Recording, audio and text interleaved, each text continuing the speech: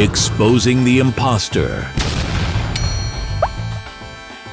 Oh my God, is Ms. Vane, Emma Larkin, coming to the wedding tomorrow? For real? Remember how she lied about her dad making a donation for a new academic building? And how she claimed to be the daughter of a tycoon? She tried to copy Haley Stockwell. How does she even have the nerve to show up? True. Haley was too kind to call her out back then. If it were me, I would have made her beg for forgiveness and transfer schools. Our class group chat erupted into chaos once my attendance at Haley's wedding was confirmed.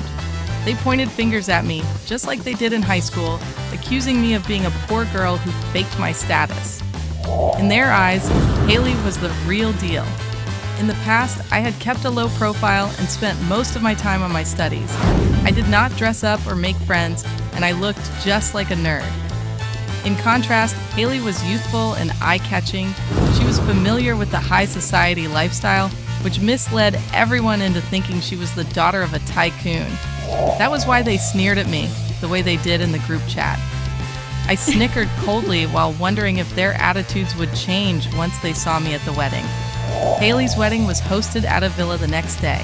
To flaunt her status, she spent a fortune to make the venue look extra grand. The empty villa had been adorned with exquisite decorations. Little did they know that it was my villa Haley was getting married in. Exposing the impostor. Staring at my villa, which had undergone massive changes, I pulled out my phone to ask the butler about it. At that moment, I spotted Haley's lackeys surrounding her in the main hall. They were fawning over her. Haley, your wedding is grand. The villa is so spacious, and your wedding dress looks expensive. I assume your husband is loaded. Of course he is. Haley is marrying the CEO of Novelux Group. He's the cream of the crop. Did you know he pulls in an annual salary of a few $1,000,000? He's hot and rich.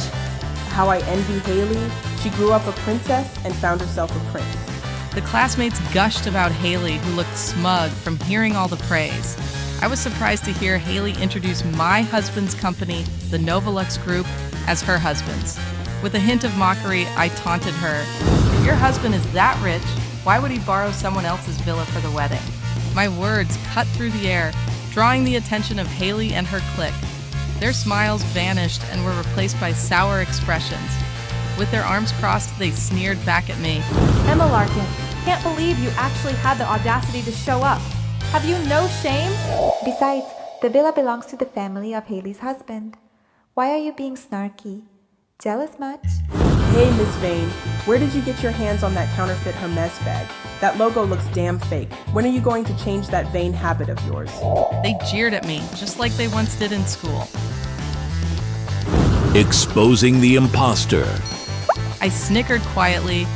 Back when I was in school, Dad made donations for a few academic buildings. Those contributions, along with my stellar grades, had secured me a guaranteed spot at a top university before I even took the papers. However, Haley suddenly struck and slandered me. She accused me of impersonating her. Crying, she pitifully showed photos of my villa, including the pool, the private theater, and my dad's collection of sports cars in the garage. She even produced a photo of herself standing next to my dad to make her lies more convincing. The school turned on me when the photos were released. I became the poor girl who pretended to be a tycoon's daughter, and my guaranteed university admission was revoked. At first, I had wanted to call Dad to clear my name, but he had to undergo urgent surgery for a heart attack.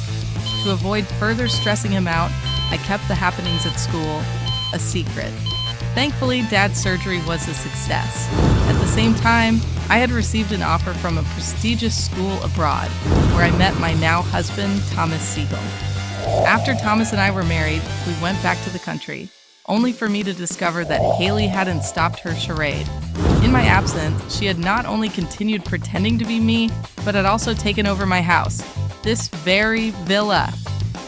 I had wanted to reveal the real owner of the villa, the Siegel family, but Haley had already lunged at me and slapped me in the face. Emma Larkin, you owed me this from 10 years ago.